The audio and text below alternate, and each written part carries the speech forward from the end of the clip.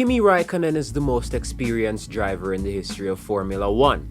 His career boasts a whopping 349 Grand Prix starts to its name, and it's a career that started in 2001 and came to an end a few months ago in Abu Dhabi in 2021. A popular debate, especially in the online Formula 1 community, is one surrounding Prime Kimi, the era in which Raikkonen was performing at his absolute peak. Many point to his McLaren years between 2003 to 2005 as the best period in his career, a period that could have led him to 2 world championships if he had better reliability.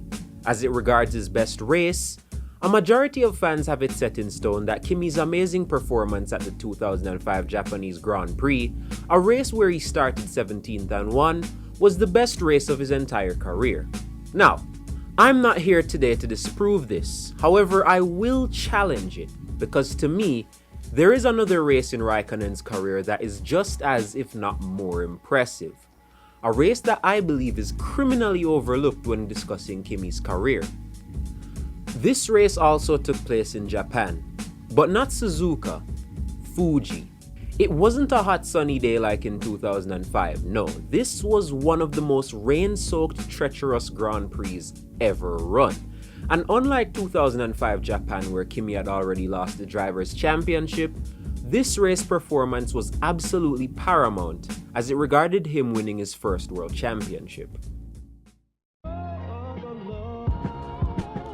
My name is Intern, I talk wheel, and this is Japan 2007. Kimi Raikkonen's most clutch performance.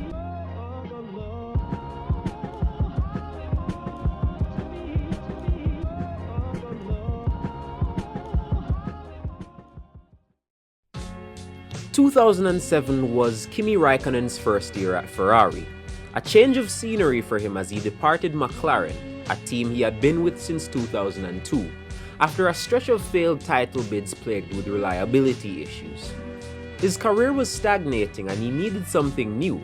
The Ferrari opportunity became possible once it was announced that 7-time Formula 1 world champion Michael Schumacher would be departing not only from Ferrari, but Formula 1 after 16 seasons of racing.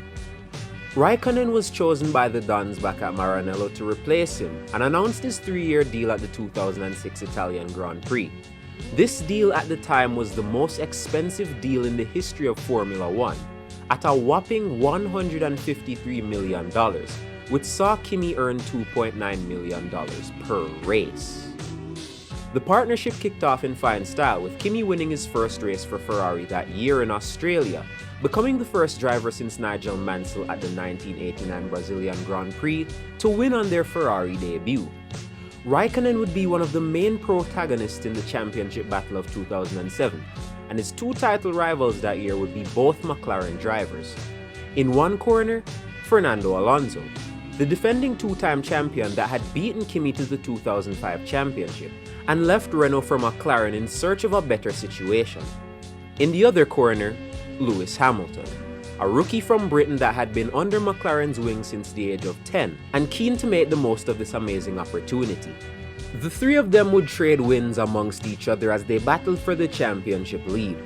During the season, however, Kimi would suffer 2 major retirements while running in podium places during the Spanish and German Grand Prix. This would put Kimi on the back foot in his title charge. The race before Japan would be perfect for him, however, as he took the win in the Belgian Grand Prix to put himself 13 points behind title leader Lewis Hamilton and 11 behind runner-up Fernando Alonso. There were 3 rounds left in the championship: Japan, China, and Brazil. Being 13 points behind with 3 rounds to go isn't the best situation to be in, but definitely a situation from which you could still win.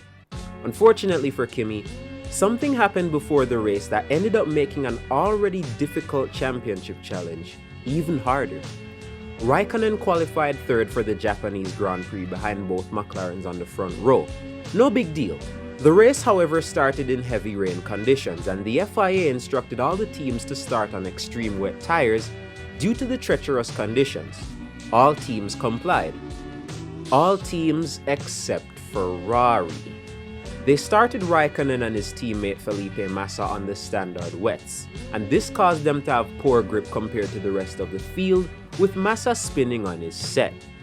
Both Ferraris had to drop to dead last to pit for those extreme wets, with Raikkonen spinning after exiting the pit lane and dropping to dead last. Now let's pause for a bit. Raikkonen is in dead last, and his two title rivals are 1-2.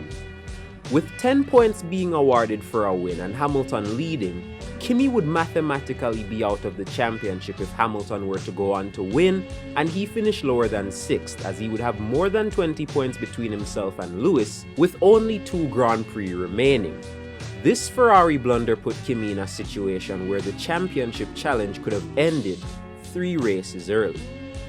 Luckily for him, the race spent the first 18 laps under the safety car due to the severity of the rain. The safety car came in on lap 19 and the race finally got off to a competitive start. An accident between Felipe Massa and Alex Wurz would put the race under yellow flags as Kimi filtered his way up to 14th after other cars had pit earlier under the safety car. On lap 25, Kimi muscled his way past Ralf Schumacher for P11 and went on to pass the spiker of Adrian Sutil to get himself into the top 10. A safety car came out with 25 laps left in the race after Fernando Alonso crashed out.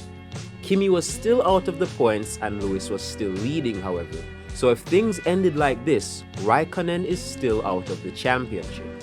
However, out of nowhere, Sebastian Vettel and Mark Webber crash under the safety car, which promotes Kimi Raikkonen to P7. That's 2 points, but he'll need another spot to stay in. The safety car comes in and in only 1 lap of racing conditions, Raikkonen gets by both Giancarlo Fisichella and Nick Heidfeld and moves up to P5. With only 11 laps left, Raikkonen is trailing Coulthard, who's in 4th. Kimi uses the outer lines in turns 4 and 5 to gain ground on Coulthard, and dives down his inside at the turn 6 hairpin to take 4th from a long way back.